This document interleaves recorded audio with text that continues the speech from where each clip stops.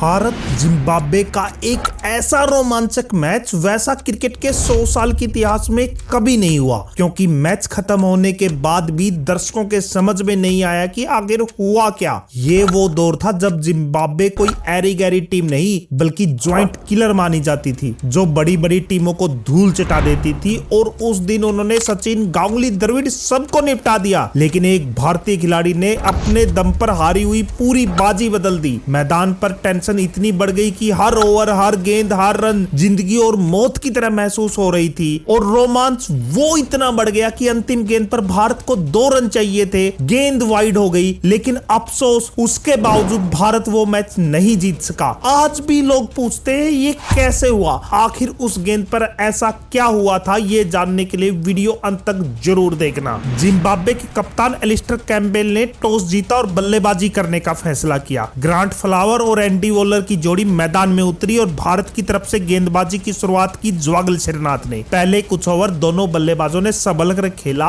उसके बाद चौथे ओवर में वेंकटेश प्रसाद की गेंद पर ग्रांट फ्लावर ने मिड ऑन के ऊपर से लोफ्ट करके जिम्बाब्वे की इनिंग का पहला चौका लगाया। फ्लावर ने अगली गेंद पर एक कट लगाया, लेकिन कुंबले ने गली में शानदार डाइव लगाकर गेंद को रोक लिया। छठे ओवर में वॉलर ने भी प्रसाद की गेंद पर जबरदस्त पुल लगाते हुए पहला चौका ठोक दिया। चौका मारने के बाद वॉलर प्रसाद को बल्ला दिखाने लगा, लेकिन वो शायद प्रसाद के गुस्से से बेखबर था। अब जिम्बाब्वे का स्कोर 17 रन पर पहुंच चुका था और अगली गेंद पर प्रसाद ने अपना इंतकाम लेते हुए एक बेहतरीन स्लोअर वन पर वॉलर के डंडे उखाड़ दिए और भारत को पहली सफलता दिला दी। बल्लेबाजी के लिए अब एंडी फ्लावर आया। दोनों फ्लावर भाइयों से अब जिम्बाब्वे को पूरी उम्मीद थी। मैदान की आउटफील्ड काफी धीमी थी, इसलिए गेंद चौके तक नहीं जा रही थी। एंडी फ्लावर भी आते ही किस्मत वाले रहे जब गेंद बल्ले का बाहरी किनारा लेकर चौके के लिए चली गई, लेकिन उसकी किस्मत ने उसका साथ ज्यादा देर तक नहीं दिया। राहुल द्रविड़ ने बेहतरीन थ्रो करते हुए एंडी फ्लावर का काम तमाम कर दिया। एंडी फ्लावर के आउट होने के बाद पॉल स्ट्रॉन्ग बल्लेबाजी के लिए उतरे। आते ही उसे भी किस्मत का सहारा मिला जब गेंद बल्ले का बाहरी किनारा लेकर स्लिप में से चौके के लिए चली गई। और इसके बाद फ्लावर ने अंकोला की गेंद पर कवर के ऊपर से लॉफ्टेड शॉट खेलते हुए एक चौका और लगा दिया। अब जिम्बाब्वे का स्कोर 51 रन पर पहुंच गया था। ग्रांट फ्लावर विकेट पर जम चुका था, लेकिन तभी अंकोला ने एक इन स्विंगर पर उसके डंडे उखाड़ दिए और भारत को तीसरी सफलता दिला दी। बल्लेबाजी के लिए अब जिम्बाब्वे का कप्तान एलिस्टर कैम्पबेल मैदान में उतरा। आते ही कैम्पबेल ने बेहतरीन फ्लिक लगाया, लेकिन आउटफील्ड इतनी धीमी थी कि गेंद खुद से रुक गई और 3 रन के साथ उसने अपना खाता खोल लिया। भारत को पॉल स्ट्रॉन्ग को आउट करने का मौका मिला, लेकिन स्लिप में अजहर ने उसका कैच छोड़ दिया और गेंद चौके के लिए चली गई। इसके बाद पॉल ने रॉबिन सिंह को भी अपरकट खेलकर एक चौका लगा दिया। इसके बाद पॉल ने कदमों का प्रयोग करते हुए स्ट्रेट ड्राइव का भी शानदार चौका लगाया। कैच छूटने के बाद पॉल आक्रामक बल्लेबाजी कर रहा था। उसने अनिल कुंबले को भी एक लॉफ्टेड शॉट खेलते हुए शानदार चौका लगाया। चौका लगने के बाद कुंबले ने गुस्से में एक जबरदस्त यॉर्कर की, लेकिन उस पर पॉल बाल बच गया और एक सिंगल से जिम्बाब्वे के 100 रन भी पूरे हो गए। अब जिम्बाब्वे को तेजी से रन बनाने की जरूरत थी, इसलिए कैम्पबेल ने रॉबिन सिंह को लॉफ्टेड फ्लिक शॉट खेलते हुए बेहतरीन चौका लगाया। भारत पर अब दबाव बन रहा था और इसे कम करने के लिए विकेट की जरूरत थी, इसलिए कप्तान सचिन तेंदुलकर ने गेंदबाजी में परिवर्तन करते हुए वेंकटेश प्रसाद को गेंदबाजी के लिए बुलाया। प्रसाद की गेंद पर पॉल ने लॉन्ग ऑन के ऊपर से मारने की कोशिश की, लेकिन कुंबले ने जबरदस्त कैच पकड़कर उसे भी टाटा बाय बाय कर दिया। 145 के स्कोर पर जिम्बाब्वे के 4 खिलाड़ी आउट हो चुके थे। बल्लेबाजी के लिए अब डेविड होगटन आया। आते ही उसने प्रसाद को मिड ऑन के ऊपर से जबरदस्त चौका जड़ दिया। 38 ओवर के बाद जिम्बाब्वे का स्कोर 153 रन था और इसके बाद अगले ओवर में कैम्पबेल ने श्रीनाथ की गेंद पर थर्ड मैन पर चौका लगा के अपना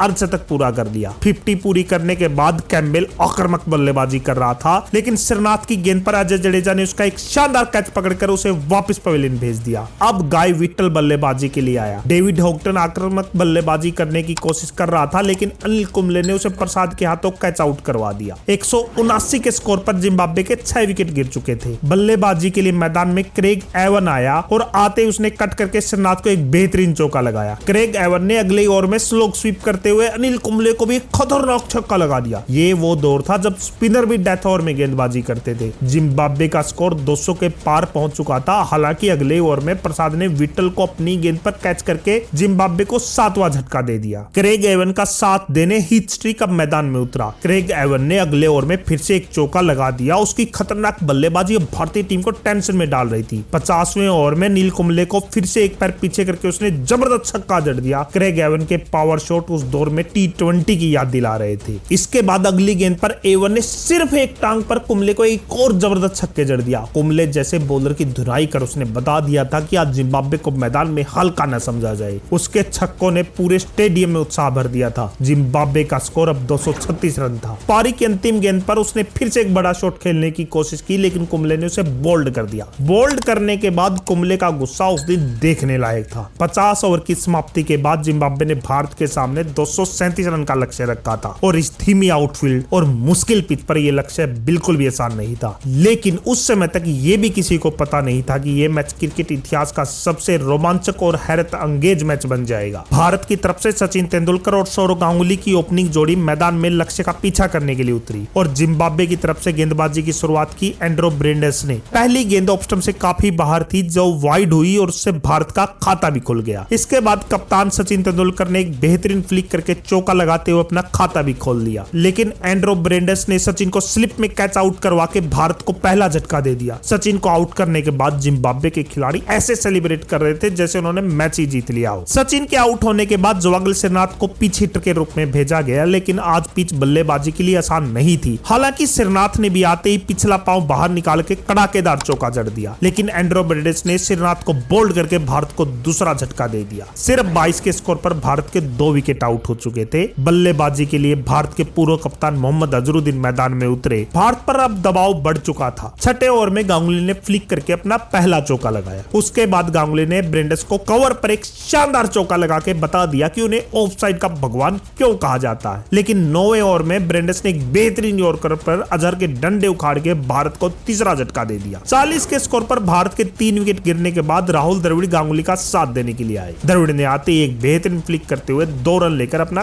खाता खोल लिया। भारत को यहां से एक साझेदारी की जरूरत थी और इसके बाद द्रविड़ ने एक बेहतरीन ड्राइव का चौका लगाते हुए भारत के 50 रन भी पूरे कर दिए। इसके बाद दादा ने भी शानदार लॉफ्टेड ऑन ड्राइव का चौका ठोक दिया। द्रविड़ ने 18वें ओवर में फिर से एक बेहतरीन ऑफ ड्राइव खेलते हुए चौका लगा दिया। दोनों बल्लेबाज चौकों के साथ साथ एक एक 2-2 रन लेकर भी स्कोर आगे बढ़ा रहे थे, जिससे जिम्बाब्वे पर भी दबाव बढ़ रहा था। हालांकि 20वें ओवर में दादा एक शॉट को मिस टाइम कर बैठे, लेकिन मिड ऑन पर उनका कैच छूट गया। भारत का स्कोर अब 3 विकेट के नुकसान पर 85 रन था, लेकिन द्रविड़ 1 रन लेने की कोशिश में पिच पर स्लिप हो गए और रन आउट हो गए। वो जोड़ी भारत को जो लक्ष्य की तरफ पहुंचा रही थी अब टूट चुकी थी। बल्लेबाजी के लिए अब अजय जडेजा मैदान में उतरे। 26वें ओवर में जडेजा ने एक सिंगल लेकर भारत का स्कोर 100 रन पर पहुंचा दिया। लगातार विकेट गिरने से दादा भी दबाव में आ चुके थे और इसी दबाव को दूर करने की कोशिश में गांगुली एवंस की गेंद पर फ्लावर को कैच दे बैठे। गांगुली ने 79 गेंदों पर उस दिन 38 रन बनाए। 110 के स्कोर पर आधी भारतीय टीम पवेलियन लौट चुकी थी। जडेजा का साथ देने के लिए सबा करीम मैदान में उतरे। 30वें ओवर में दोनों ने एक तेज सिंगल लेने की कोशिश की और एक ओवर थ्रो के कारण भारत को एक चौका और मिल गया। भारत उस समय जिस स्थिति में था वो चौका बहुत महत्वपूर्ण था। धीरे धीरे दोनों ने 56 रन की साझेदारी कर भारत का स्कोर 166 पर पहुंचा दिया। भारतीय दर्शकों का उत्साह चरम सीमा पर था। लग रहा था ये दोनों भारत को मैच जिता ही देंगे, लेकिन तभी सबा करीम पॉल स्ट्रोंग को एक रिटर्न कैच दे बैठे। सबा ने 38 रन की एक बेहतरीन इंपॉर्टेंट पारी खेली। बल्लेबाजी के लिए अब रोबिन सिंह मैदान में उतरे थे, लेकिन उनसे किसी को कुछ खास उम्मीद भी नहीं थी, क्योंकि 7 मैचों में उनका सर्वाधिक स्कोर सिर्फ 10 रन था। आस्किंग रन रेट बढ़ रही थी, जिसकी वजह से जडेजा ने बड़े शॉट खेलने शुरू कर दिए, लेकिन ब्रेंडेस की गेंद पर एक बड़ा शॉट मारने की कोशिश में जडेजा बोल्ड हो गए। 176 के स्कोर पर जैसे ही जडेजा का विकेट गिरा, भारतीय दर्शकों की उम्मीदें भी खत्म हो गई। सबने अपनी टीवी बंद कर दिए, लेकिन किसको पता था मैच अब खत्म नहीं बल्कि शुरू होने वाला है। थोड़े टाइम पहले ही टीम में आए रोबिन सिंह ने अब हाथ खोलने शुरू कर दिए। उन्होंने 45वें ओवर में लोगन के ऊपर से गगनचुंबी छक्का जड़ के ऐलान कर दिया कि भारत मैच अभी नहीं आ रहा है। भारतीय दर्शकों का शोर फिर से स्टेडियम में गूंज रहा था। भारत को 33 गेंदों पर 53 रनों की जरूरत थी। हालांकि उस दौर में ये लक्ष्य भी असंभव सा ही माना जाता था। अगले ओवर में रोबिन सिंह ने बॉलर के सिर के ऊपर से एक चौका आउट ठोक दिया। रोबिन की रनिंग भी उस दिन देखने लायक थी। 47वें ओवर में इन 2 रनों के साथ भारत के 200 रन भी पूरे हो गए। अब भारत को जीत के लिए 22 गेंदों पर 37 रन की जरूरत थी, लेकिन तभी ब्राउन्स ने अनिल कुंबले को बोल्ड करके भारत को 8वां झटका दे दिया। अब सलील अंकोला रोबिन सिंह का साथ देने आए। अंतिम 10 गेंदों पर भारत को 25 रन की जरूरत थी। रोबिन सिंह अब बिल्कुल अकेले पड़ चुके थे, लेकिन फिर भी उन्होंने उस दिन हिम्मत नहीं हारी, इसलिए ज्यादातर स्ट्राइक वही रख रहे थे और अगली गेंद पर एक बेहतरीन रनिंग बिटवीन द विकेट करते हुए दोनों ने 2 रन भी पूरे कर लिए। और उसके बाद रोबिन सिंह ने लॉन्ग ऑन के ऊपर से एक शानदार छक्का भी जड़ दिया। एक ऐसा छक्का जिसने भारतीय उम्मीदों को जीवित कर दिया। सब लोग अब वापस टीवी से चिपक चुके थे।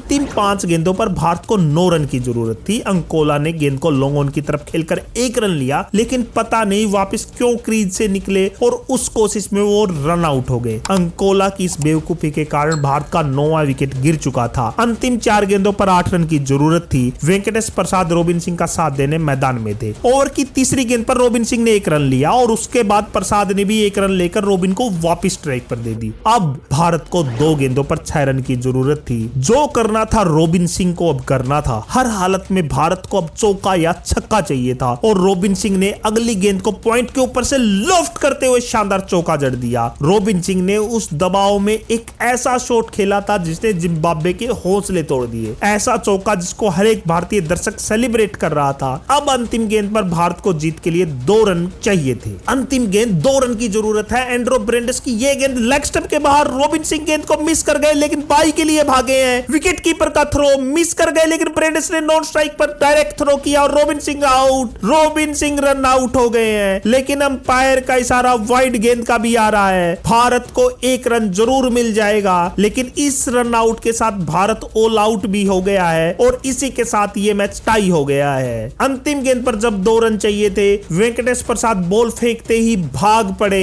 इसलिए रोबिन सिंह को भी भागना पड़ा। गेंद वाइड जरूर थी लेकिन रोबिन सिंह रन आउट हो गए, जिसकी वजह से भारत को 1 रन मिल गया और ये मैच टाई हो गया। हालांकि आज भारत ये मैच जीत नहीं सका है, लेकिन कहना होगा रोबिन सिंह ने 31 गेंदों पर 48 रन बनाकर भारत की एक तय हार को उन्होंने अकेले अपने दम पर आज टाल दिया है। तो ये थी कहानी एक ऐसे रोमांचक मैच की जिसने सभी की धड़कनें रोक दी थी। रोबिन सिंह की इस पारी को 10 में से आप कितने अंक देंगे कमेंट में जरूर बताइए, क्योंकि आपका एक कमेंट हमारे वीडियो को बहुत मदद करता है। और वीडियो को लाइक करके चैनल को सब्सक्राइब जरूर करिए, क्योंकि अगली वीडियो इससे भी शानदार होगी।